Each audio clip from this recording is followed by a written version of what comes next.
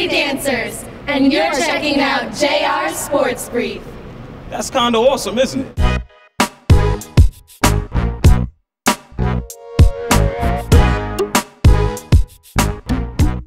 Hey, what's going on, everybody? This is JR. You are checking out the Sport Brief. Yeah, I look like I got elbowed in the eye by Kevin Garnett, but you know what? When people tell you don't rub your eye, don't do it. Not to mention the fact that I also still have swimmer's ear.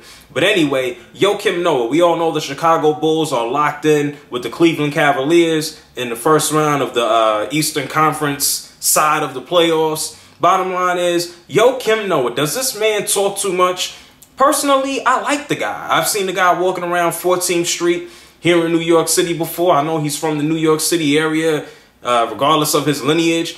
And he opens his mouth. I remember earlier this season, he got pissed at LeBron James like, yo, man, stop dancing. Sit your ass down. This is not the Apollo. This is a basketball game. You're winning. Respect us. Sit your ass down. And we also know that, hey, recently he opened up his mouth and spoke about Kevin Garnett being a dirty player because he elbowed Q Rich in the eye. And that series has nothing to do with him. He should have minded his business there.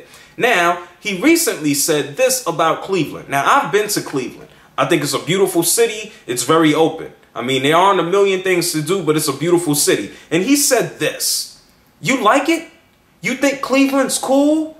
I've never heard anyone actually say, I'm going to Cleveland on vacation. I got that right out the BlackBerry.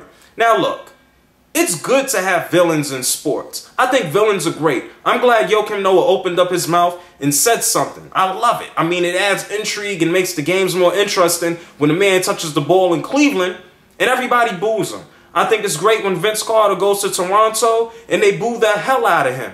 And speaking of Toronto, a lot of Canadians got mad that I said Chris Bosh is probably going to leave. They told me things like, hey, you said Toronto's soft. Yeah, they are soft. And they said, oh, well, how can you talk? The Knicks suck. You're damn right the Knicks suck. And Toronto has no balls. So, hey, I mean, I don't care. The Knicks are awful. And speaking of balls, the only guys on Toronto that sometimes show balls all the time are Chris Bosh, Jared Jack, and what's the guy's name? Reggie Evans. He's known for grabbing Chris Kaman's balls. So all you Toronto people, relax. I know the Knicks suck. I mean, your team sucks. Nobody wants to go there.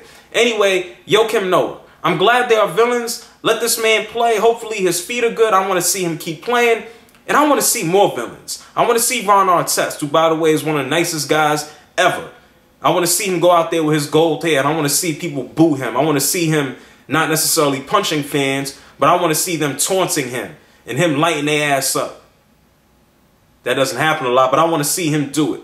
But you know what? Are you a fan of villains in sports? And does Joakim Noah need to shut up? Because bottom line is, the Bulls, we all know the Cleveland Cavaliers are going to eliminate the Bulls. But you know what? At least the Bulls are making it interesting.